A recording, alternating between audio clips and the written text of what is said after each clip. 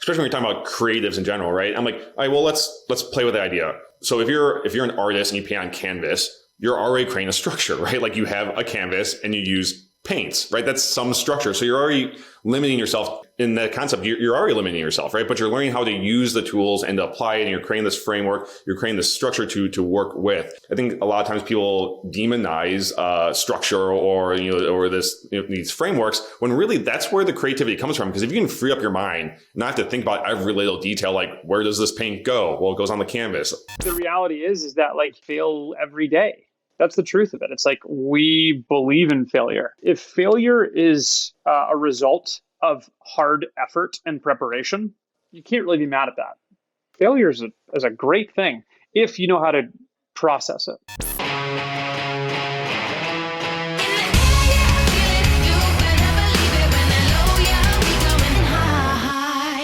So just jumping into it, who are you and what do you do? In today's world, we almost define who we are by what we do, but, it's always hard to answer that. But, truly, my name is Duncan Littlefield. I'm the CEO of Littlefield, which is a parent company that owns currently 6 companies in our portfolio. And we focus on aligning impact and influence. The best thing we do, and, we talk about all the time where we haven't reinvented the wheel or we haven't invented the wheel or we don't have intellectual property, but one thing we really focus on, if it's the impact side of the company or the influence side of the company, is we focus on story. And the way you guys are structured, I think that's really interesting because typically you have a few options. You have the house of brands and the branded house. So you have one overarching umbrella with a bunch of products underneath usually. So it sounds like you went more in that direction of a house of brands where there's a parent company and then each component has its own brand. Why did you go in that direction, or what do you think the benefit of going in that direction is? I think the biggest thing for the longest time is that we wanted to be experts in whatever we did. We didn't want to be another agency. We didn't want to be another creative agency. We wanted to be experts in our field. And we also didn't want to upsell anybody. We want to build profit and ROI for companies. Well, the reality is if you go to an agency, the potential of you paying that paid social person in our agency is pretty strong. Just because it's going to be bundled together and then it's like, hey, here's the package, take it or leave it. I don't like that. We focus on the partnership. We focus on the brand. So we can tell that story if it's through graphics or if it's through web development or if it's through social or if it's through video, but they're all built into different companies because we want expertise in those companies compared to just an agency. A very common mantra business people repeat that here is, you have to niche down, you have to focus. If you niche into something, you will grow faster. And I think oftentimes that's looking at industries and people are like, okay, well, I'm going to focus on this industry, but there's multiple ways of niching down. And sometimes it's just on a core focus or service. And I think that's maybe what you're describing here is let's focus on this one thing and separate the others into their own brands. Yeah, you even look at kind of the whole concept around category design, right? You look at Uber, category king. You think transportation, you think Uber, but now they were such a category king when you think transportation. Now, what's the next level to that? They were such a niche in transportation, but now they handle food and they handle other things. So for us, is what we really broke down is our category design is story. And in that space, if it's telling an external story through a video or a marketing strategy, or if it's telling the internal story into company culture or processes operations, it all focuses on story. And it all goes back to our people. First thing that comes to mind, if you're addressing multiple industries or you're industry agnostic in that sense, or you can apply your services to a wide range of businesses, like how do you structure your services if things are a bit more custom or tailored each time, whether that is, okay, you have some sort of semi-structure framework you pull off and then you tailor it that way. But I guess what is your approach to that? That what you just said is we have a structure and then at that point we tailor off it. So we don't believe in editing hours. And that's a big thing, in our industry or agency. It's you look at it, pick at a lawyer, right? It's going, how many hours are they going to bill? We don't believe in editing hours because think about it from our side of things. So you talk about the story, the internal story of a company. Now, if we have an editor on our team and they have a fight with their mom that morning, or they get frustrated with their significant other, they come in, they work a couple hours, they work on it. And then at that point, if we're tracking hours, they're going to look at me and go, yep, I billed 4 hours to this. And the reality is they were not in the editing place. They were not in the right mindset. And they maybe worked an hour on it. So now I'm going out and billing the client because they don't really want to tell me what's going on. Thankfully, we have a strong enough culture here where they will. But the truth is we don't worry about it because we don't bill for hours. Not the point. So Then at that point, goes back and bills. Hey, you know what? We ran out of hours this month. We're going to need more. So you're going to have to go into your budget to actually find more dollars to then at that point pay us for the work we couldn't get done. Not so much. Thanks so much. I appreciate that. But like, no, not in our world. So the way we structure it is we look at days, we look at the number, look at the scope and say, hey, we're going to build a retainer model where we're going to spend 20 days with you, but we're going to do these 72 videos. The nice part about those 72 videos is we probably realistically know what 20 of them are going to be. Do we know what every Christmas video is going to be right now? No. Do we have an idea of some? Yes. But as we saw through COVID, the world totally changed like this. Now, imagine already having built plans for Christmas 6 months and the world shuts down again. Your entire story changes. The old artist, hey, what's your time worth? Or what's that painting on the wall worth? And we try to avoid that as much as we can just because we're running a business. And I was trying to figure out like how to approach it where there's some clients and projects that would be worth it that to, take less profit on. And then there's some where that they have the budget and the payout's going to be huge for them. So does that affect charge rate? I would say it's a little bit of both, but not as much as you think. The truth of it is we believe in market value. So if a Fortune 500 company comes to us or mom and pop's bakery, we're going to be pretty close. I can't tell you how many sets I've been on that a big company literally bids against me. Hey, what we did this. What would you imagine they would have charged us? And the companies in that space are getting charged 5, 10x what market value is. I know market value. So I'm a big believer in long-term relationships. And for me to get an extra 25% out of a client to then at that point wreck a long-term relationship or potentially a 5-year, 20-year, 10-year working relationship, I'm not taking that risk. I want to be fair. I want to be honest. And I want to say, hey, this is what we're doing it for. And, in the creative field, people's stories are so important and so different. It's creative for a reason. Yeah, when you're talking about services or things that aren't structured or it's these projects, everything's based on assumptions and historics, but you don't know what's going to happen until you get in there. And I love the quote, I think it's Mike Tyson, that's like, everyone has a plan until you're punched in the face, right? Like, which happens all the time when you're doing creative projects. It's the same thing. It actually goes back to my last career playing professional golf, right? It's hurry up and wait. It's prepare, wait. And then when the ball gets in the air, you're done. So it's the same thing in business or going to a shoot. Like, I get the backup plan, but we don't really work with backup plans because we really want to focus on what's in front of us and we want to focus on the partner. So like that's our focus. And think about the future of Little Jack and where we're going to. I think a lot of times these businesses grew so fast without really focusing on their operations, right? So they just started adding margins, adding cushions, adding buffer everywhere they could to just keep expanding and growing. Now we're looking at it, hey, how do we grow with purpose or intent here? How do we grow where we can continue being that partner with the people we work with instead of just growing for the sake of growing? Because you can't just stand still, right? You're either growing or you're going backwards, right? So there's got to be some level of growth and moving it forward. But how do you grow with that purpose and intent where you're not just shifting your market and your audience at each additional stage? But at the same time, we're not like blasting our prices up, through the roof and making it hard to work with similar businesses that we work with. At least everyone still has some opportunity to like kind of grow with us and we can grow with them. I think the biggest thing is you got to look at who's the person running the business. Who's the one driving it, saying, hey, we want to go do it this way. If they're focused on, think about it, the difference between customer acquisition compared to satisfaction. That's a huge difference in the way someone approaches a business. Acquisition, there's always customers out there, and there's always customers out there in your price point.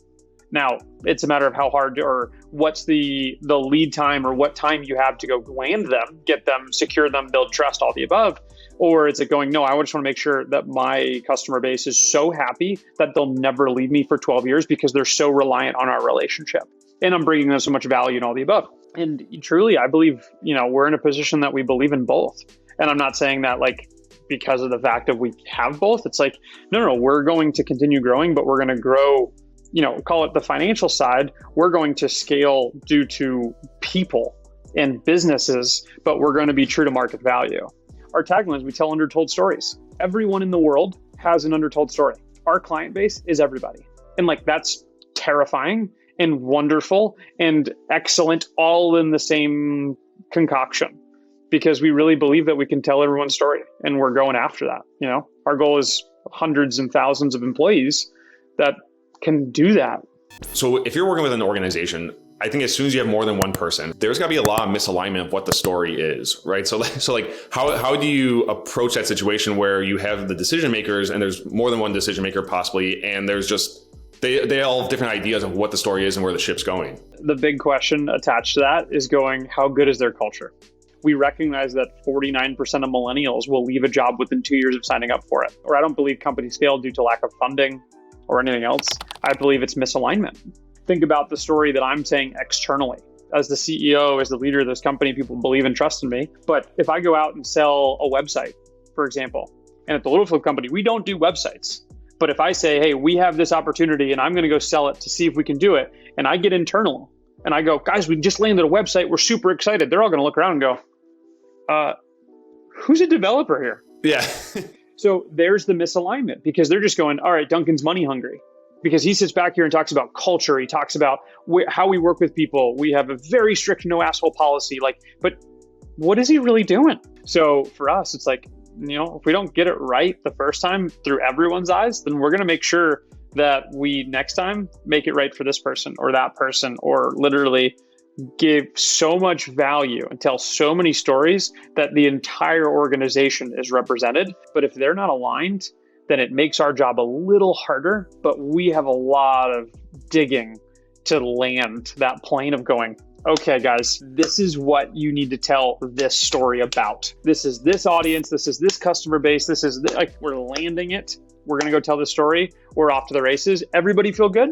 Look around the table, look around the room. Everybody feel good? Yep. Okay, great. Let's move on. I think if you can't tell your story, if you don't know what your vision, your values are, it's not that you're not functioning, because businesses grow all the time, but you're going to run into some obstacles. You're going to probably run into retention problems with employees. You're probably going to have a hard time when you need to bring on more clients, and your acquisition costs might be higher than they should be, because so much of this is about focus and vision. And then you got to start narrowing it down and whittling away until you have a nice, clean, clear focus that you can really articulate the value of everything you do, not just in your branding, but also to your operations and your people and your process. And it just keeps working down. And the more focus you can get there, the more I think you will just naturally start to grow, because now everyone's in the same ship, rowing in the same direction. People want to see drive. And then they get into a system, they get into a new culture, it's exciting, and they go, okay, I can move. And then like a year, it's like, all right, this was fun, but all right, I hit the ceiling. Or, hey, what's next? Then at that point, you got to figure out how to retain them. You got to figure out how to, because they're great people. And that's what we're focused on at the Littlefield company, is hey, we have to focus on people. If I can hold somebody for 20 years and they're a good human being that brings value and support and energy into our culture, I'm in. What's really sad about that for a lot of these businesses is that there might really be opportunity for these businesses to grow, or for the people to grow with the business, right? There is place, but the issue is that the individual is confused. They don't see that path because it's not being communicated from the top down, or it's just not laid out clearly. They're like, I don't understand where this business is going. I don't really believe in it. Right? I'm not sure how this can benefit and help me, right? People are moving around a good bit because they want experiences. And if you can't keep offering them that, and value and education and learn and give them a sense of impact or drive into a brand, in my opinion, you're setting yourself up for failure. I realized one hindrance for us that we had to address was our capacity. How can we do more with the people we have? And one of the things that I went down this road was with project management, and looking at and learning more and trying to educate myself and the team on project management in general, and looking at frameworks and methodologies. And one of the things I came across was a business operating system. And I was like, whether it's EOS and traction or anything, I think that is really critical, is that when you are structuring your businesses, you have to have some of these guiding principles. You have to have that operating system. Have you approached that, or what do you guys do at Littlefield in that sense of what's your operating system? A book that changed my entire perspective was a book called Rocket Fuel. So I was reading this book, and at the time I was CEO, COO, I was an editor. We were probably just over a year into the company. I was in a space that I was kind of handling a lot. And so what I found was I was putting about 4 or 5 more hours a day into business than everybody else on the team. And I was finding problems and solving them. But that was also then at that point disrupting our system and disrupting our process, which was a huge problem. And I didn't recognize it until later. What happened was this book kind of identified that in every great business, there is a great, visionary, And I hated that term for a long time. And there's also an integrator. And so what I recognized during this process about halfway through the book, there's 20 questions of like, hey, these are things that would happen in a day. Yeah. And this is the way the visionary would respond to it. And it's like, yep, totally agree. Yep, that's right. Literally like 18 out of 20. So I get to the COO side, the integrator. And it's like, first one, nope, that's wrong. Second one, well, you got to consider this. Third one, I get all the way through. It's like 5 out of 20. And I'm like, man, I am a absolute awful COO. And sure enough, I called Miller, at the time he was called Miller, and he was, I think, full-time hired within a week. And I was like, okay, nope, we need to do this. The truth of it is we approach every project the same way.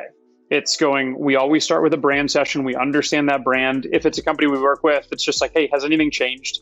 We have our full book, everything down to, what the person's favorite coffee is. Like, we really do a deep dive. Especially when you're talking about creatives in general, right? I'm like, all right, well, let's play with the idea. So if you're an artist and you paint on canvas, you're already creating a structure, right? Like, you have a canvas and you use paints, right? That's some structure. So you're already limiting yourself in that concept. You're already limiting yourself, right? But you're learning how to use the tools and to apply it, and you're creating this framework. You're creating this structure to work with. So I think I think a lot of times people demonize structure or these frameworks, when really that's where the creativity comes from. Because if you can free up your mind, not have to think about every little detail, like, where does this paint go? Well, it goes on the canvas.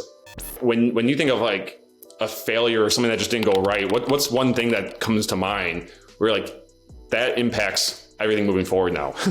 Yeah, I mean, like, the reality is that like I fail every day. That's the truth of it. It's like, we believe in failure. Like, if failure is a result of hard effort and preparation, you can't really be mad at that. So that's what we focus on, is going, hey, put the prep in, put the effort forward, and then like whatever happens, it's like my last career, like I mentioned, like getting the golf ball up in the air. If a big gust of wind hits up at the apex and it's going dead left at this point, hey, I hit a good shot and I did everything I thought possible. I prepared, I organized, and I put the best effort in. What happens after that? It happened. And specifically about me, it's like, I was never a boss before. Like, I never managed people. So I remember a very early conversation with some of the very first team members. And I was like, guys, I've never done this before. And I'm calling it out right now. Please, if I say something wrong in the business environment or whatever it is, call it out. Like, I'm not going to be upset. I'm not going to be frustrated. I just don't know what I don't know. And we've learned from everything. We haven't just brushed on the rug. We've learned and we've processed. And we really took a hard look at ourselves through a lot of really, really hard scenarios and said, all right, how can we be better? Like, how can we get better? How is this going to help us scale? How is it going to help us grow? Failure is a great thing if you know how to process it. Sports are such a great area to, for so many life lessons. Falling down was intentionally part of the process. You were supposed to fall down, right? Obviously, if you fall down, that's technically a short-term failure because you're not on your skates anymore, but you're now learning for that next step. You can now learn like how to balance your body a little bit more. You can learn how to lean into it, how to take that turn a little bit tighter. That's one thing that we need to do as business owners, is to not demonize that failure and be like, we have to lean into the stuff until we fall down to kind of learn, okay, here's the boundaries, here's where I can pull back. We got to keep testing it to keep moving forward. And the more we can lean into it and test that and learn where those boundaries are, the more we know where we can lean in forward and push into it. 100%. No question about it.